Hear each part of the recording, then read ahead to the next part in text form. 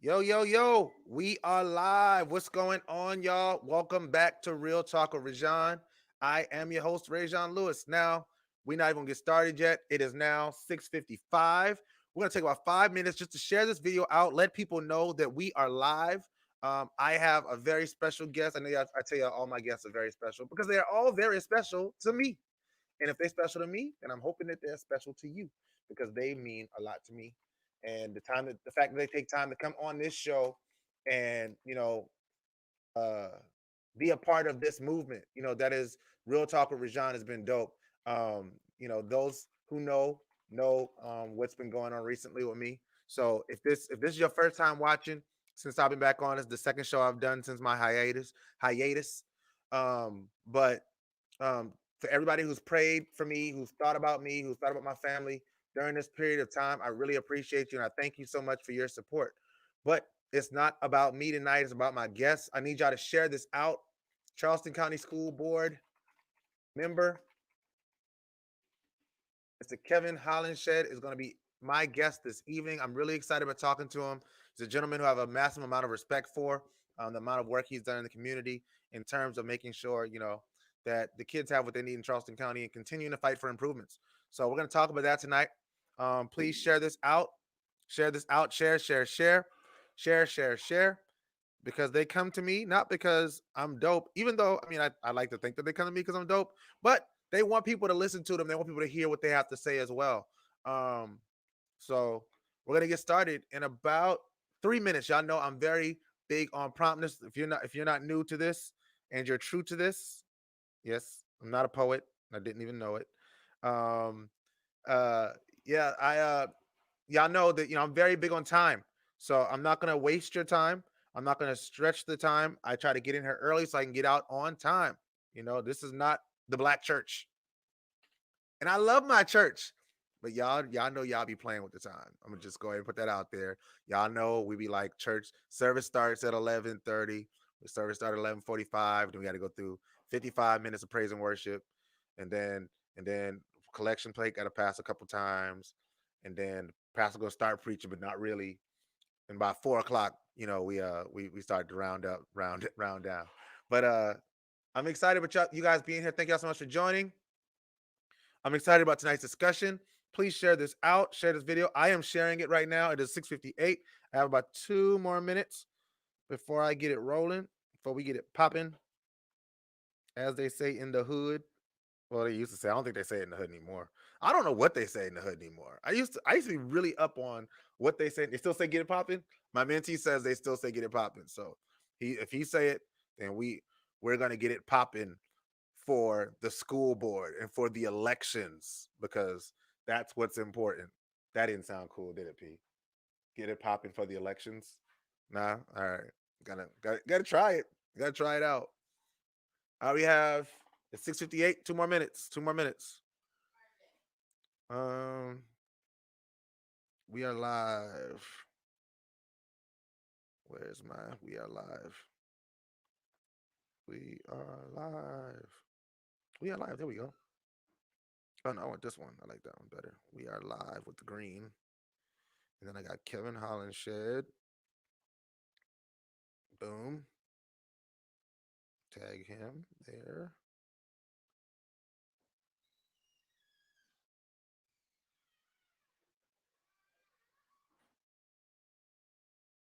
And we're talking about the election.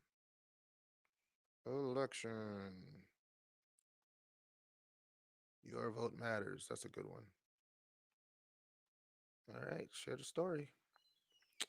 All right, so I shared my story. Have you shared it to your story? Sorry for sounding so excited. That was weird. All right, let's do it, man. Let's do it. Let's do it. Let's do it. Let's do it.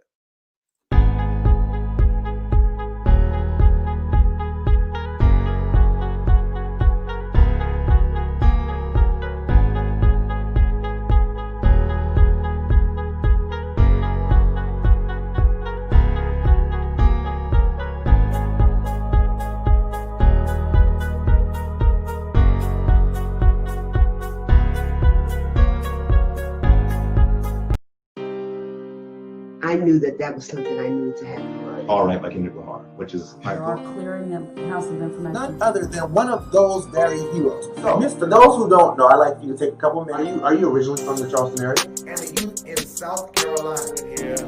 Hey, well, my name's Alex. The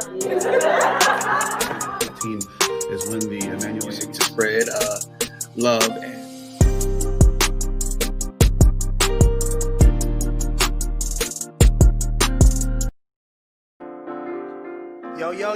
Yo. Mic check 1 2 1 2. Hello world, welcome back to Real Talk with ReZsaun when nothing's off limits. You could have been anywhere in the world, but you are here with me, and I appreciate that. I am your host, ReZsaun Lewis. Now, here on Real Talk with ReZsaun, everything's debatable, so on any given week, we can be discussing anything from sports, to music, to politics. You name it, we'll discuss it. Now, for those who are new to Real Talk with ReZsaun, Real Talk with ReZsaun has a goal of shining a light on the great things that are happening right here in the Low Country. I know that we are currently in an electoral cycle where people are telling you, well, you gotta vote Biden, or you gotta vote Trump, or you gotta vote Jorgensen, or whoever else you want to put out there in the national election. But right here in the Low Country, we have people that are doing great work in elected office, in local offices, on the schools, in county council, in city council, in the solicitor's office.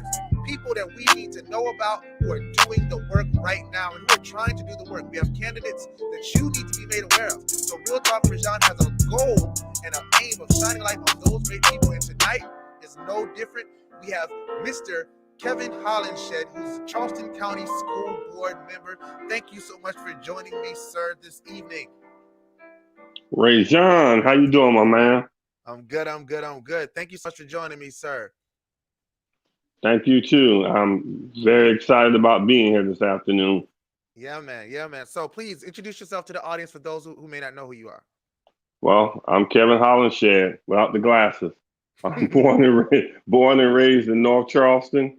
My father was Henry Hollinshead, an activist in Charleston County for many years, one of the first Democratic leaders when North Charleston was forming.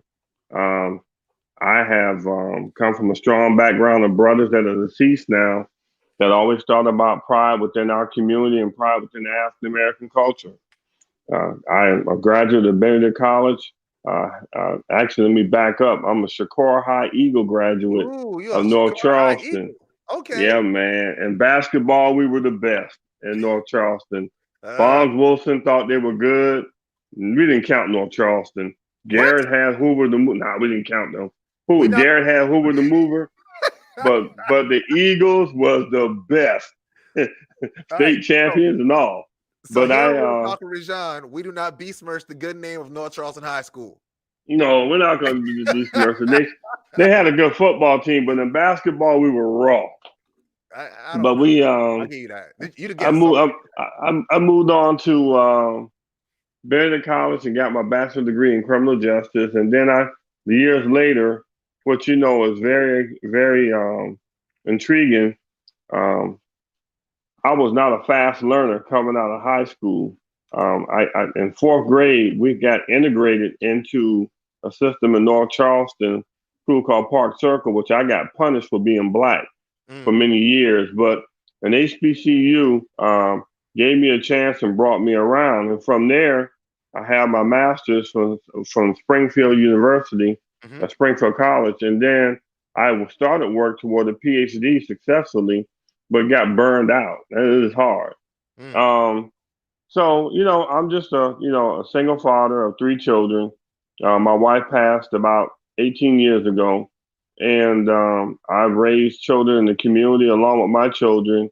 I sponsored events to uplift my community. I sent hundreds of kids to college, and I'm just a regular homeboy from North Charleston. Yeah, we're gonna let you say you from North Charleston because you went to Shakura. That's the only reason I'm letting that roll. Thank you so much. Again, thank you so much. Like you said, you've done so many things. You Benedict Tigers, Springfield College, great work. Thank you so much for that. And so let's talk about joining the school board. Going from being a student in Charleston County Schools. What made you want to run for office in the Charleston County School Board? Well, I ran years ago when my late wife was alive and my sister, and I got close. But back then there was this thing called the Busan movement, and he was running a ticket back then, and the Charleston folks rejected it, and so back then I was, I come from a family of educators. My aunts and sister-in-law, my late wife and sister would be around the table talking about the achievement of African American race. And so I got intrigued from my family and also being an HBCU grad and wanting to do more in my community and being able to articulate what really goes on in the hood. And I'm just going to be straight with you, ReZsaun. We got people that jump into politics and first thing they do is they get around somebody non-African American and they forget us. Just like, let me get me. You can't get them to swing the bat for our community. That's just not how my family raised me. Yeah. And I'm sorry, but that's just how I am. So, I ran the second time and won. I had broad support across the county. Senator Robert Ford, Representative Chip Limehouse. Let's just to name a few people. Ministers throughout the county. My main girl, Mayor Green from Owendale, and others came together to help me get in. So, I just, it takes about 4 years to understand what the board is doing. I'm a quick learner, but I tell you, what's being articulated is not what's going on in our community. So let's talk about this idea of what's being articulated, because you did talk about why run. So what was the first year your first year that you were elected? It was 4 years ago. So 4 years. So you've been on the board for 4 years now. Okay. Yes. So in the 4 years that you've been on the board, what have you seen in terms of what's happening at the Charleston County School Board? First of all, something I learned from everybody. Something I learned from what they call it, the Congressman Senator Tim Scott when he was a council member about bureaucracy. People that hold the position of employees of the district are trying to do. Some are in there for the right reason, but some are in there just to try to buy time until they hit their retirement, and then they're out the door. It takes a little time to figure that out. I did a lot of traveling to what I call educational conferences that the school district sent you on, met people across the country, met superintendents and met board members, and start doing piecing things together. So, but in those terms, would you say that the time that you've had on the school board, you've been able to be effective and pushing the agenda that you want to see for the children? Well, I'll tell you what I've done is I brought a heightened of awareness to what the game is. Yeah. Now, as far as, to be honest with you, any policies, no. But what I have done, but through the media and through my community, is to articulate what has been going on and why our kids have not been able to move through the achievement gap and close it. This has been going on in Charleston County for some 30 years now. During this time of this administration, for 5 years of this administration, it's gotten worse. And what this administration has done is they always come up with something new, a gimmick to get people motivated or try to get people motivated, but it really is to run their agenda. So what I do is I expose it and I talk about it, because in Atlanta, Georgia, and I'm gonna just say this to you right quick, and we can go over it in a little bit. Yeah, you go. In Atlanta, Georgia, I was able to take half a busload of people, stakeholders, to Atlanta. I carried Jesse Williams, I carried Carol Temple, I carried Shakim Marquette. In Arquette, I carried a great number of people there, and we looked at 3 schools, and they were in an urban footprint. And the 3 schools were Hollis Academy, which was the middle school, elementary middle school, Best Academy for Boys, which is an all-boys school, and Coretta Scott Academy for Girls, which is a girls' school. let me tell you something. Atlanta and the superintendent at that particular time spent a lot of time and money getting people of poverty involved in school board meetings and community meetings, which, you have to do what was from grassroots, from the bottom up, if you're going to be successful. Everything here is from top down. And the same thing you saw with Mr. Pryor, my good man, Marvin Pendarvis, said in the press conference the other day that we want to tell you black people how to act, but we don't want to listen to you. I don't buy that. So here in Charleston, I was able to go to hold some forums and bring in people from Atlanta and other stakeholders from around the Southeast with local people to talk about the equity and achievement gap. So I'm hoping to grow a base in Charleston County that we can be able to change the climate and close the gap, not sit here after 5 or 6 years or 7 years, somebody retires and then nothing has changed. Mm-hmm. That makes sense. So let's talk about change. So what does change look like, to Kevin Hollinshead? Like what is your plan for, the future, of Charleston County, with Kevin Hollinshead on the school? Well, let me tell you something, brother. If you Google Coretta Scott Academy for Girls, it is the Girls Academy in Atlanta, Georgia, that graduates 100%. The best academy for boys graduate 87%, which in South Carolina is above the average of normal graduation. But the girls made national news. At 100%, they got young ladies that are matriculated out of the poverty area and going on to colleges and law school. The same thing with the boys' side. But I want to be able to take the area of Socorro, Cherokee, the area of Dorchester Road, Wayland, Baptist Hills area, St. James Santee area, and put an educational system there that loves and put wraparound service and help the people grow. Now, ReZsaun, you came up in the area too, so I'm going to say this to you. Have you ever seen someone in an economically deprived situation where the lights are being cut off, they don't have any food, able to learn in a freaking classroom? It makes it much more difficult.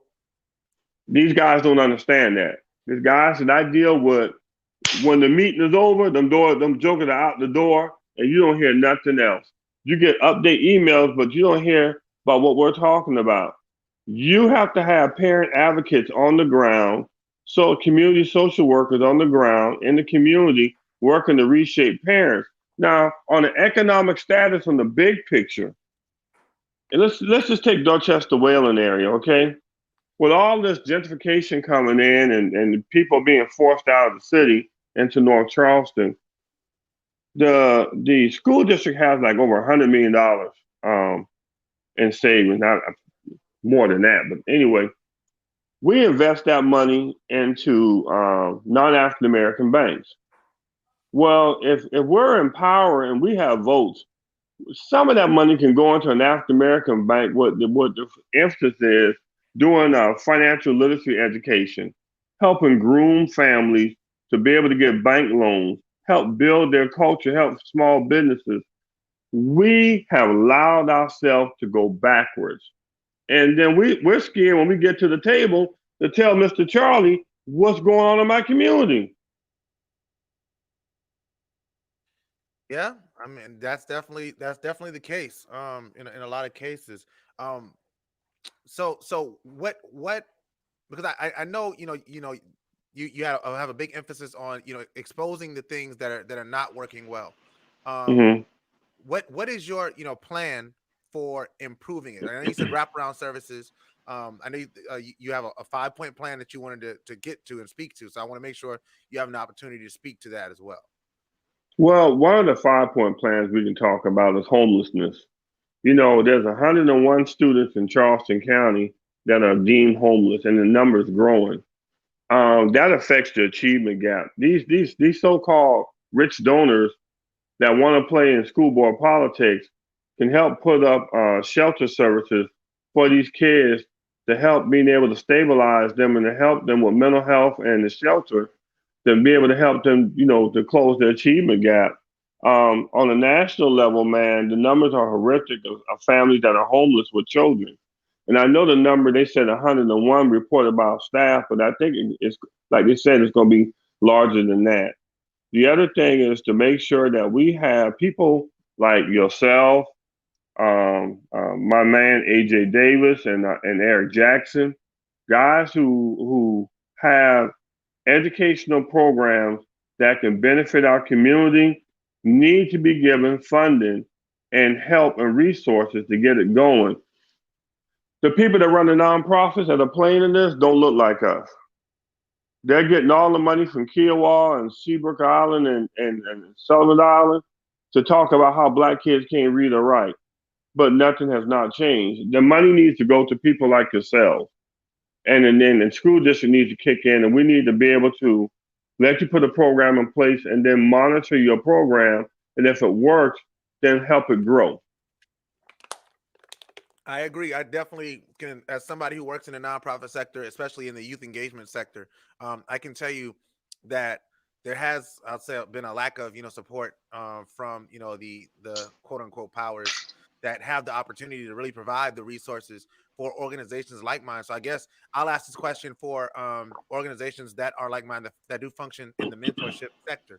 Are there any plans, any designs, like how do those people get plans or proposals to schools?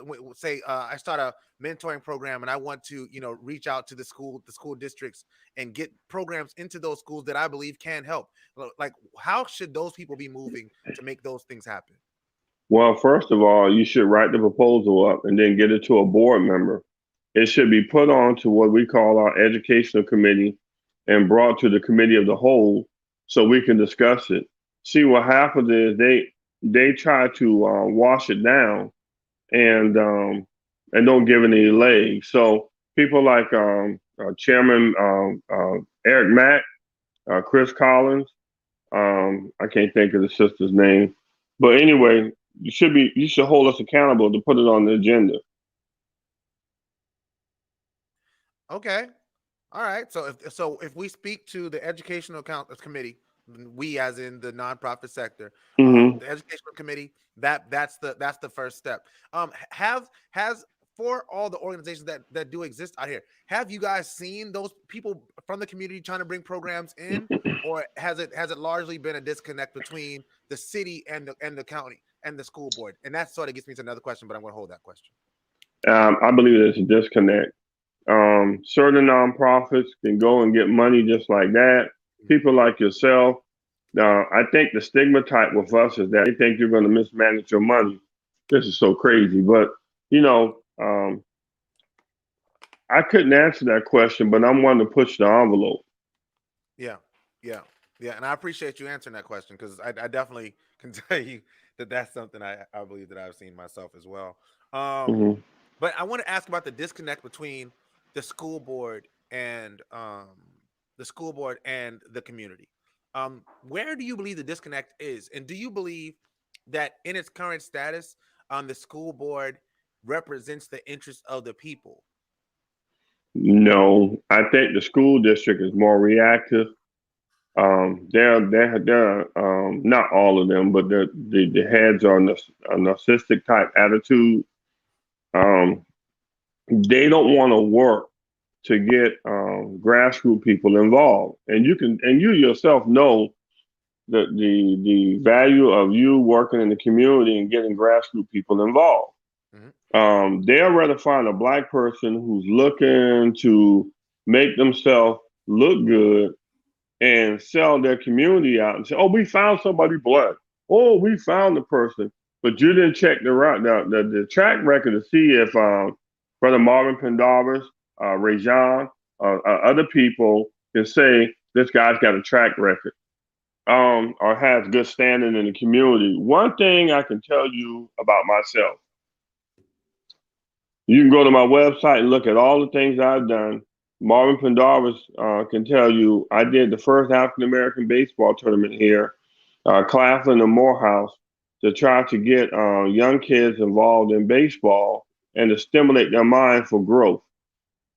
we have got to. I won't be doing this long. I'm 59.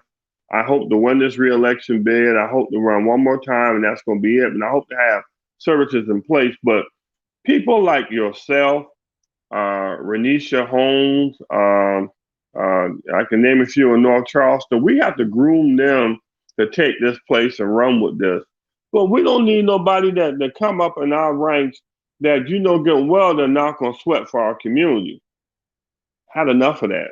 So let's talk about the elephant in the room, because they had that the issue as far as the Coalition for Kids who's come about, and they've made sort of no bones about their feelings about you, I guess, through their advertisement. I want to give you an opportunity to respond to what was alleged, and really the way you felt about that situation, if you'd like to. If not, then we can bypass it. But I want to make sure you have an opportunity. I can say this. I am represented by Attorney Edward Pritchard right now, who's going through this whole ordeal. I can tell you that they twisted the truth. And so I can say that much, but I can say this to you, brother. What hurt me was, and I can laugh about it now, but my African American leaders surrounded me with love. Councilman Teddy Pryor, Stephanie Ganaway Paisley. I got a call about 6 o'clock in the morning that it ran, and my daughter called. She's a school teacher, and she said that she didn't pay attention to the radio, but my 6-year-old granddaughter heard it. 6-year-old. And after the commercial ran, and she started hollering, "Hey, mama, they're attacking my granddaddy." A 6-year-old. So it really hurt from that standpoint that this group called itself Coalition for Kids, and they're non-African Americans, but they think again, as Brother Pendarvis said, what's best for us. It's horrible. It's horrible that we're living in this slavery time, that here this guy, Josh Bell, figures that he can handle niggas any way he wants to. You got to go look 15 years back in somebody's past to try to find something, but I'm gonna get this nigga. And as he told one of the council members in the conference, I'm gonna get him because I don't like the way he talks to Dr. Postlewaite. So I'm just being straight. So the nigga, educated nigga that's got a concern and wants to question something, cannot question the white person. What year are we living in? So the council member asked him, "Well, what about his grandchildren?" He said, "I don't care about that." So again, here's this guy supposed to be Coalition for Kids, but all he cares about is this $230 salary that he's trying to protect by pimping black people.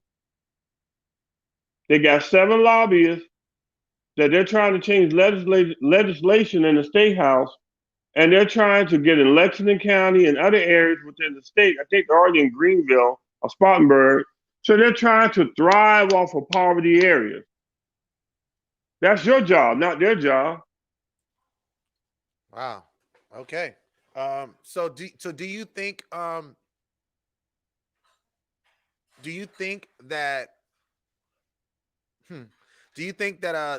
what's going on in terms of the Coalition for Kids, the way things, because there's been a lot of bad juju surrounding that whole, just that name has been pretty toxic recently. I guess I'll just ask, what are your thoughts? Do you have any thoughts that you wanted to share on that that organization? And again, if you don't want to, you don't have to. I just want to make sure I throw it out there in case you want to. Well, I'm concerned.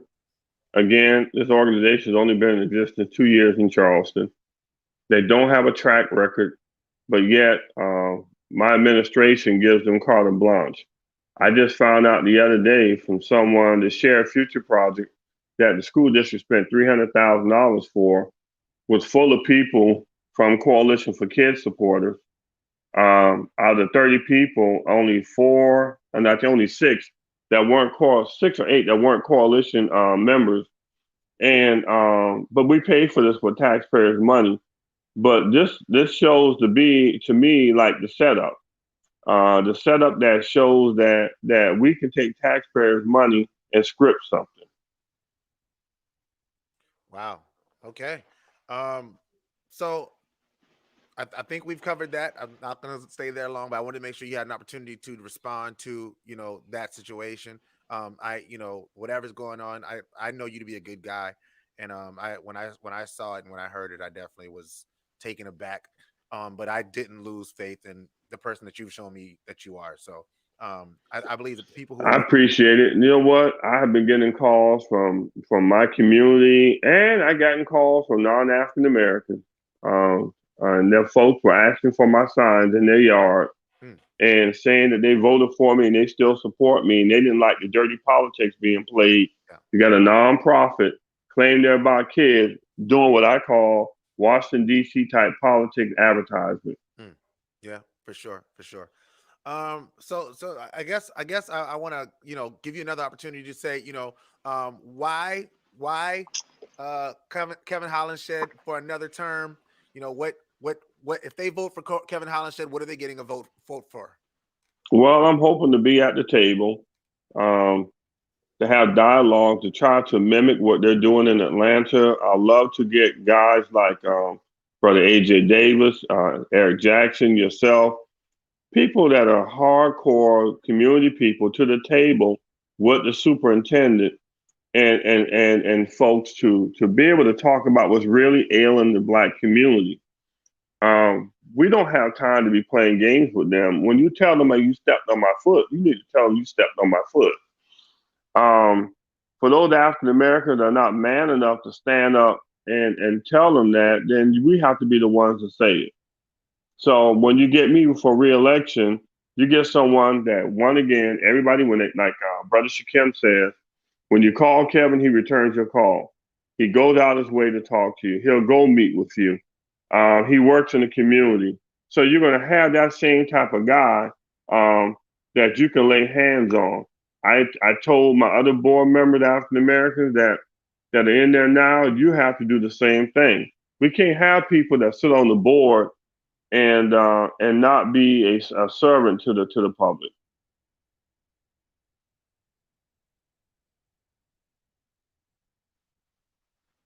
Absolutely. I agree. You have to be, accessible to the public. I want to thank you for your time. I'm not going to hold you too long. Did you have any parting thoughts before we close? Hey, it's just a blessing to be here with you. I always wanted to be on your show. I hope you have me back. Anytime, man. You do not need a special invitation to come on my show, man. I tell people that all the time. Like, if you want to be on, just let me know. We'll set it up. It's just, it's like I said before, and I guess I'll take this time to say that, I had some stuff happen in my family. My grandmother passed, who raised me, and that sort of took me out of my groove as who I am, and that. So I haven't been doing the show for that reason. I've sort of taken a step back. But when the election came around, when the election came closer and people started reaching out, I wanted to make sure that I use this platform because I know people watch this platform, people respect this platform, and I appreciate that for people like yourself to come on and be able to say, hey, I am somebody you need to vote for, and here's why. So I want to make sure that I thank everybody for watching. And like I said, Mr. Hollinshead, anytime you need to come on, you got something you want to share about what's going on in the school board, if you want to push for support from the community for the work that you're doing, that you continue to do, that you've done for years and years and years, please don't hesitate. Let me know. I'll gladly have you on because I believe in the work.